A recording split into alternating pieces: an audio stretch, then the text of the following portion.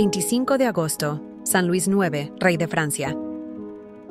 San Luis IX poseía las cualidades de un gran monarca, de un héroe de epopeya y de un santo. A la sabiduría en el gobierno unía el arte de la paz y de la guerra.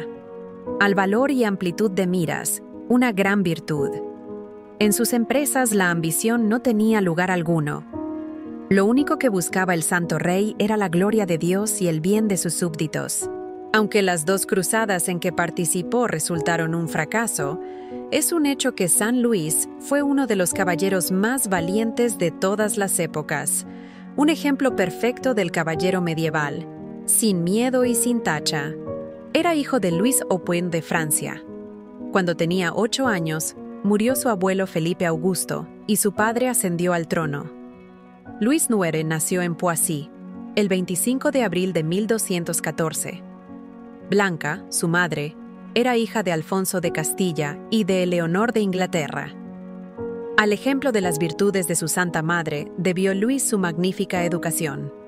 Blanca solía repetirle con frecuencia cuando era niño: «Te quiero como la madre más amante puede querer a su hijo, pero preferiría verte caer muerto a mis pies antes que saber que has cometido un solo pecado mortal». Luis no olvidó nunca esa lección. Su biógrafo y amigo, el señor de Joinville, cronista de las Cruzadas, refiere que el rey le preguntó una vez: «¿Qué cosa es Dios?». Joinville replicó: «Una cosa tan buena que nada puede ser mejor que Él». «Bien dicho», respondió Luis. «Pero decidme, ¿preferiríais contraer la lepra antes que cometer un pecado mortal?». «Y yo, que nunca he dicho una mentira», prosigue Joinville, repliqué, «preferiría cometer 30 pecados mortales antes que contraer la lepra». Más tarde, San Luis le llamó aparte y le explicó que su respuesta había sido honrada, pero equivocada.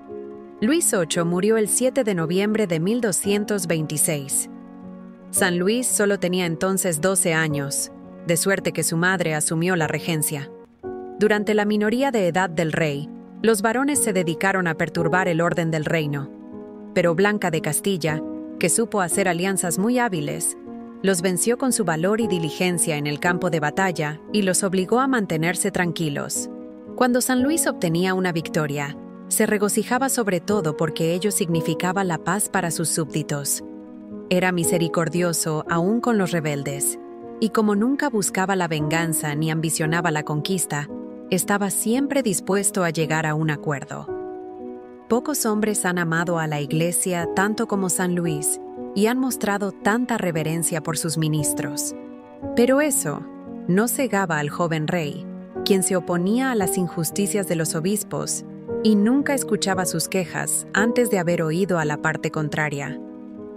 Como un ejemplo, podemos citar la actitud de San Luis en los pleitos que opusieron a los obispos de Beauvais y de Metz contra las corporaciones de sus respectivas ciudades. Luis gustaba de conversar con los sacerdotes y los religiosos, y con frecuencia los invitaba a palacio, como por ejemplo a Santo Tomás de Aquino. Pero sabía también mostrarse alegre a su tiempo. Cierta vez en que un fraile empezó a tratar en la mesa un tema demasiado serio, el rey desvió la conversación y advirtió: «Todas las cosas tienen su tiempo». Cuando creaba nuevos caballeros, celebraba fiestas magníficas, pero logró extirpar de la corte todas las diversiones inmorales. No toleraba ni la obscenidad ni la mundanidad exagerada. Joinville dice: «Yo viví más de 22 años en compañía del rey, y jamás le oí jurar por Dios, por la Virgen o por los santos. Ni siquiera le oí jamás pronunciar el nombre del diablo, excepto cuando leía en voz alta o cuando discutía lo que acababa de leer sobre él». Un fraile de Santo Domingo afirmó también que nunca le había oído hablar mal de nadie. Luis se negó a condenar a muerte al hijo de Hugo de la Marche, que se había levantado en armas junto con su padre, diciendo: «Un hijo no puede dejar de obedecer a su padre». A los 19 años, San Luis contrajo matrimonio con Margarita, la hija mayor de Raimundo Berenguer, conde de Provenza. La segunda hija del conde se casó con Enrique III de Inglaterra. La tercera, Sancha, con Ricardo de Cornwall, y la más joven, Beatriz, con Carlos, el hermano de San Luis. Dios bendijo el matrimonio del rey, que fue muy feliz, con 5 hijos y 6 hijas. Sus descendientes ocuparon el trono de Francia hasta el 21 de enero de 1793, día en que el padre Edgeworth dijo a Luis XVI, unos momentos antes de que la guillotina le decapitase: «Hijo de San Luis, vuela al cielo». Se dice que el padre Edgeworth manifestó a Lord Holland que no había pronunciado esas palabras. En 1235, Luis IX tomó el gobierno de su reino, pero no perdió el gran respeto que tenía a su madre y se aconsejaba siempre con ella, a pesar de que Blanca estaba un tanto celosa de su nuera. La primera de las numerosas abadías que fundó San Luis fue la de Royaumont. En 1239, Balduino II, el emperador latino de Constantinopla, regaló a San Luis la corona de espinas para agradecerle la generosidad con que había ayudado a los cristianos de Palestina y de otros países de Oriente. La corona se hallaba entonces en manos de los venecianos, como depósito por una suma que éstos habían prestado a Balduino, de suerte que San Luis tuvo que pagar la deuda. El rey envió a 2 frailes de Santo Domingo a traer la reliquia y salió con toda su corte a recibirla, más allá de Sens. Para depositar la corona de espinas, mandó derribar su capilla de San Nicolás y construyó la Sainte-Chapelle. El santo llevó a París a los cartujos y les regaló el palacio de Vauvert. También ayudó a su madre a fundar el convento de Maubuisson. Algunas de las disposiciones del santo monarca muestran hasta qué punto se preocupaba por la buena administración de la justicia. Durante el reinado de sus sucesores, cuando el pueblo se sentía objeto de alguna injusticia, pedía que se le administrase justicia como se hacía en la época de San Luis. En 1230, prohibió la usura, en particular a los judíos. También publicó un decreto por el que condenaba a los blasfemos a ser marcados con un hierro candente, y aplicó esa pena a un importante personaje de París. Como algunos murmurasen de su severidad, el monarca declaró que él mismo se sometería a la pena, si con ello pudiese acabar con la blasfemia. El santo protegía a sus vasallos contra las opresiones de los señores feudales. Uno de estos, un flamenco, había mandado ahorcar a 3 niños a quienes había sorprendido cazando liebres en sus propiedades. El rey le encarceló y le hizo juzgar, no por un tribunal de caballeros, como lo pedía el noble, sino por el tribunal ordinario. Aunque San Luis le perdonó la vida, le confiscó la mayor parte de sus propiedades y empleó el producto en obras de caridad. El monarca prohibió a los señores feudales que se hiciesen la guerra entre sí. Cuando daba su palabra, la cumplía escrupulosamente y observaba con fidelidad los tratados. Su integridad e imparcialidad eran tales que los varones, los prelados y aún los reyes se sometían a su arbitraje y se atenían a sus decisiones. Poco después del comienzo del reinado de Luis IX, Hugo de Lusignan, conde de la Marche, se rebeló. Sus estados formaban parte del Poitou, y él se rehusó a prestar homenaje al conde de Poitiers, hermano de San Luis. La esposa de Hugo se había casado en primeras nupcias con el rey Juan de Inglaterra y era la madre de Enrique III. Este acudió, pues, en ayuda de su padrastro. San Luis derrotó a Enrique III en la batalla de Taillebourg en 1242. El vencido se refugió en Burdeos y hasta el año siguiente retornó a Inglaterra e hizo la paz con los franceses. 17 años más tarde, Luis firmó otro tratado con Enrique III por el que entregaba a los ingleses el Limousin y el Périgord, en tanto que éste renunciaba a todo derecho sobre Normandía, Anjou, Maine, Touraine y Poitou. Los nobles franceses criticaron las concesiones que había hecho el rey, pero este explicó que el tratado permitiría una larga paz con Inglaterra y que la corona francesa se honraba con tener por vasallo a Enrique III. Sin embargo, algunos historiadores opinan que si San Luis se hubiese mostrado más exigente, habría podido evitar la Guerra de 100 años a sus sucesores. En 1244, al restablecerse de una enfermedad, San Luis determinó emprender una cruzada en Oriente, A principios del año siguiente, escribió a los cristianos de Palestina que iría a socorrerles en su lucha contra los infieles lo más pronto posible. Como se sabe, los infieles se habían apoderado nuevamente de Jerusalén unos cuantos meses antes. La oposición que el rey encontró entre sus consejeros y los nobles, los asuntos de su reino y los preparativos de la cruzada, dilataron la empresa 3 años y medio. En el 13º Concilio de Lyon se estableció un impuesto de 1/20 sobre todos los beneficios eclesiásticos durante 3 años para ayudar a la cruzada, a pesar de la violenta oposición de los representantes de Inglaterra. Esto dio ánimo a los cruzados, y San Luis se embarcó con rumbo a Chipre en 1248, acompañado por Guillermo Longsword, conde de Salisbury, y 200 caballeros ingleses. El objetivo de la cruzada era Egipto. La toma de Damieta, en el delta del Nilo, se llevó a cabo sin dificultad, y San Luis entró solemnemente en la ciudad, no con la pompa de un conquistador, sino con la humildad que convenía a un príncipe cristiano. En efecto, el rey y la reina iban a pie, precedidos de los príncipes y caballeros y del legado pontificio. El monarca decretó severos castigos contra el saqueo y el crimen, ordenó que se restituyese todo lo robado y prohibió que se matase a los infieles, si era posible hacerlos prisioneros. Pero, a pesar de todas las precauciones de San Luis, muchos cruzados se entregaron al pillaje y la matanza.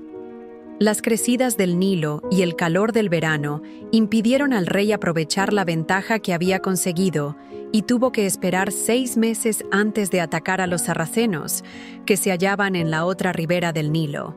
Siguieron otros 6 meses de luchas enconadas, en las que los cruzados perdieron muchos hombres, tanto en las batallas como en las continuas epidemias.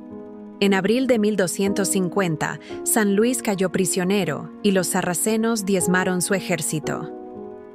Durante el cautiverio, el rey rezaba diariamente el oficio divino con sus 2 capellanes, como si estuviera en su palacio. A las burlas insultantes de los guardias, respondía con tal aire de majestad y autoridad, que estos acabaron por dejarle en paz. Cuando San Luis se negó a entregar sus castillos de Siria, los infieles le amenazaron con las más ignominiosas torturas. El santo monarca repuso serenamente que era su prisionero y que podían hacer lo que quisiesen de su cuerpo. El sultán le propuso devolverle la libertad y la de todos sus caballeros, a cambio de 1.000.000 de onzas de oro y de la ciudad de Damieta.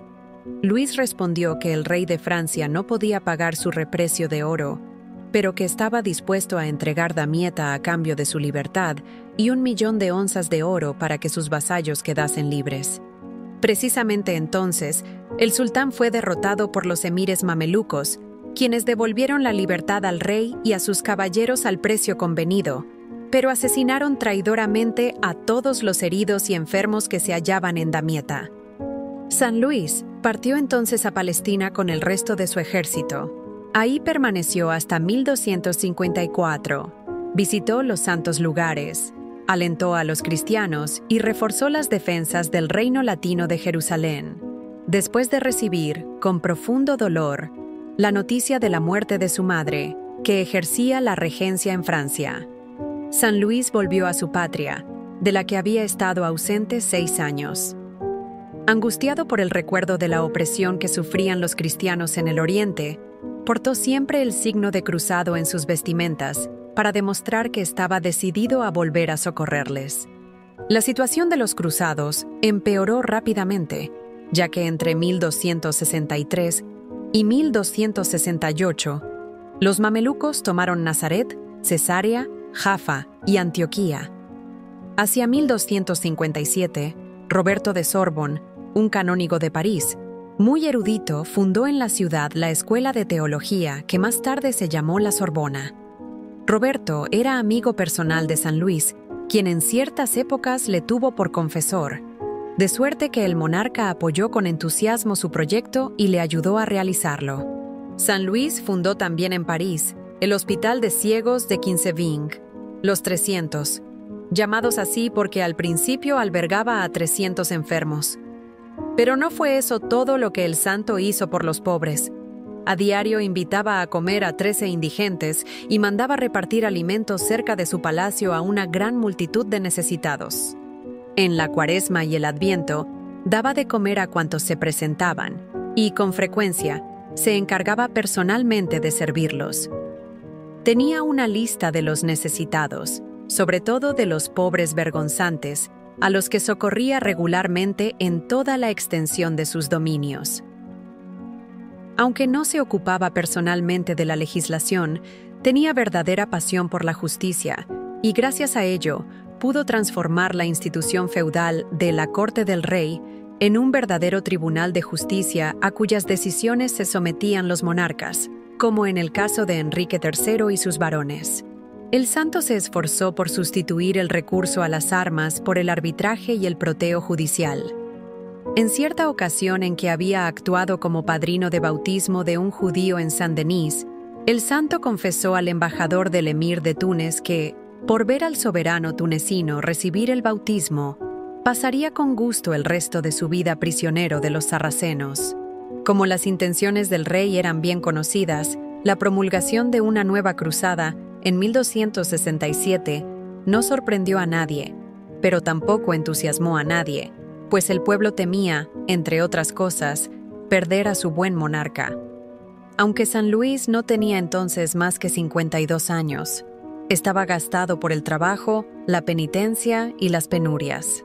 Joinville no tuvo empacho en afirmar que quienes habían aconsejado ese viaje al monarca eran culpables de pecado mortal, y él mismo se negó a participar en la cruzada, alegando que debía quedarse a proteger a los súbditos del monarca de la opresión de los señores. San Luis se embarcó con su ejército en Aigues Mortes, el 1 de julio de 1270. La armada se dirigió a Cagliari, en la Cerdeña, y ahí se resolvió proseguir rumbo a Túnez. El rey y su hijo mayor enfermaron de tifo al llegar a este puerto. Al sentir que se acercaba su fin, el santo monarca dio sus últimas instrucciones a sus hijos y a su hija, la reina de Navarra, y se preparó para la muerte. El domingo 24 de agosto, recibió los últimos sacramentos. Enseguida mandó llamar a los embajadores griegos y los exhortó ardientemente a la unión con la Iglesia romana. Al día siguiente, perdió el habla durante 3 horas, y al recuperarla, levantó los ojos al cielo y dijo en voz alta las palabras del salmista: Señor, iré a tu casa a adorarte en tu templo santo y a glorificar tu nombre. A las 3 de la tarde, exclamó: En tus manos encomiendo mi espíritu, y murió. Sus huesos y su corazón fueron trasladados a Francia y depositados en la iglesia abacial de Saint-Denis, donde estuvieron hasta que fueron profanados durante la Revolución Francesa. San Luis fue canonizado en 1297.